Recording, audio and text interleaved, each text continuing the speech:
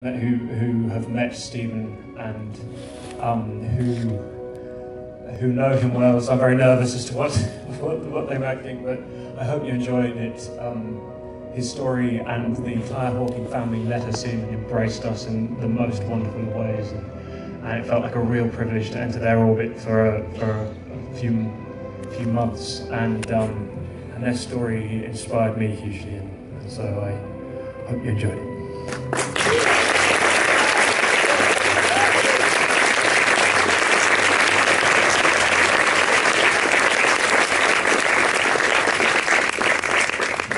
I don't know if anyone has any questions that I could wrangle my way into trying to answer, to ask.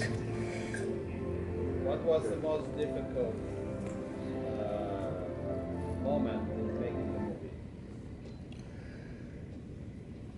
The most difficult moment what was the most difficult moment in making the movie? For me,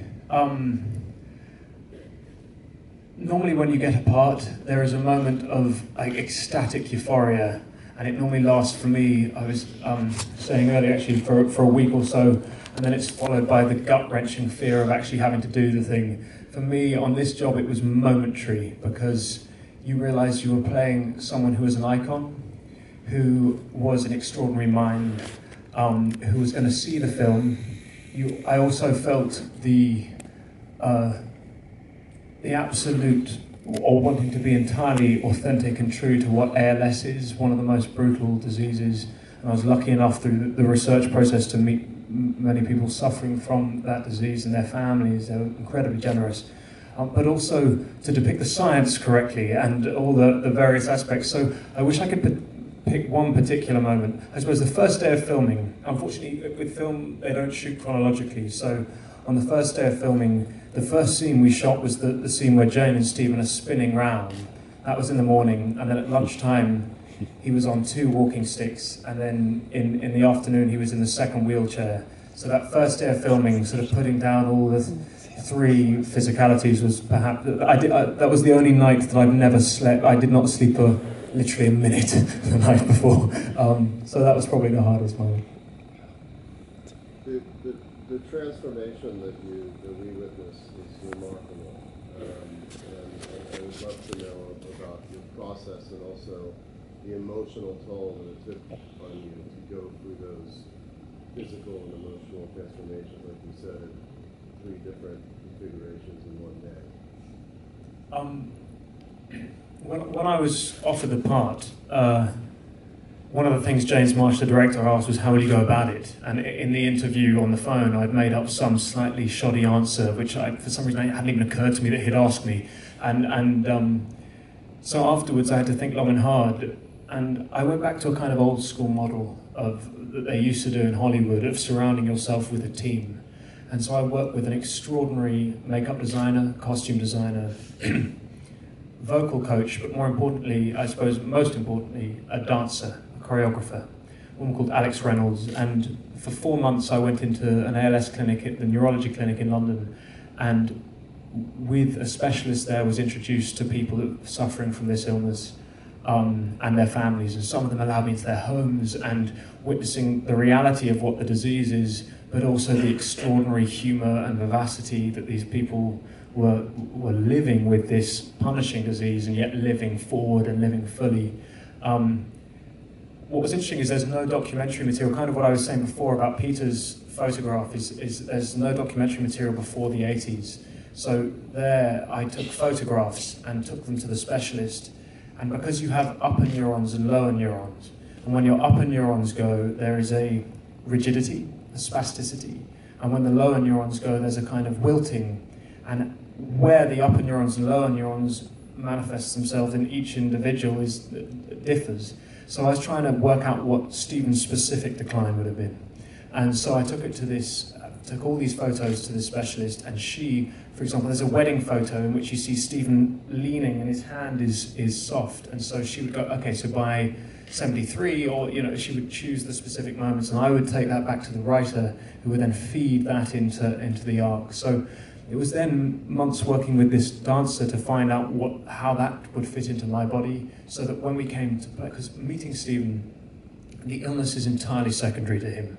Having been diagnosed, given 2 years to live when he was 21, he's never looked back. He had no interest in it. He's someone that lives entirely forward. And similarly, for me, I wanted to do all the research that I could so that when it came to playing with Felicity Jones or Charlie Cox or Maxine, that you were just playing the human story, because that's what this film was.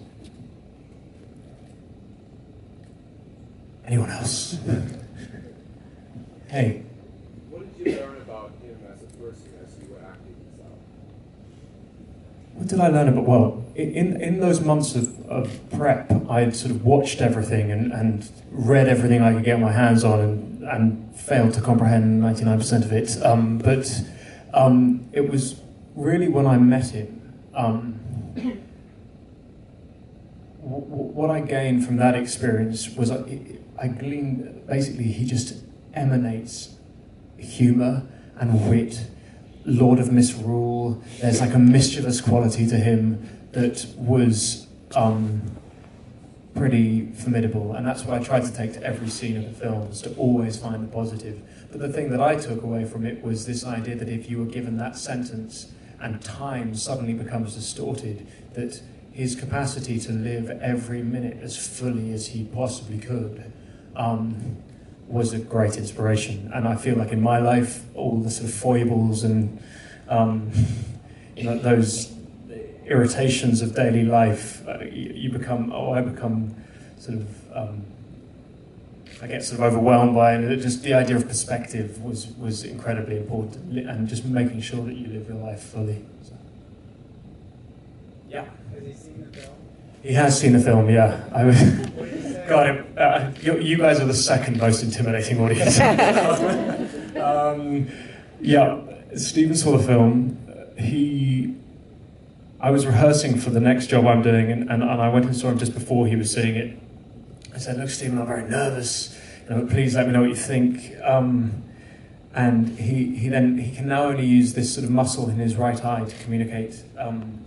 So it takes him a wee while, even longer than in the film, to communicate. And after a while, he said in his iconic voice, he said, "I will let you know what I think, good or otherwise." I was like, "Okay, thanks, Stephen. If it's otherwise, will you just say otherwise?" You go into like intricate details of the, and he was incredibly generous afterwards. He's been a huge supporter of the film, and I suppose the most physical sort of manifestation of that was that when we made the film, we used a synthesized version of his voice. So we used a kind of approximation of his voice. And after seeing the film, he gave us his voice. And so the voice that you saw used in the film was the same voice that you heard beforehand when he gave his message. And for me, that was an incredibly moving thing. But also the whole family saw it, and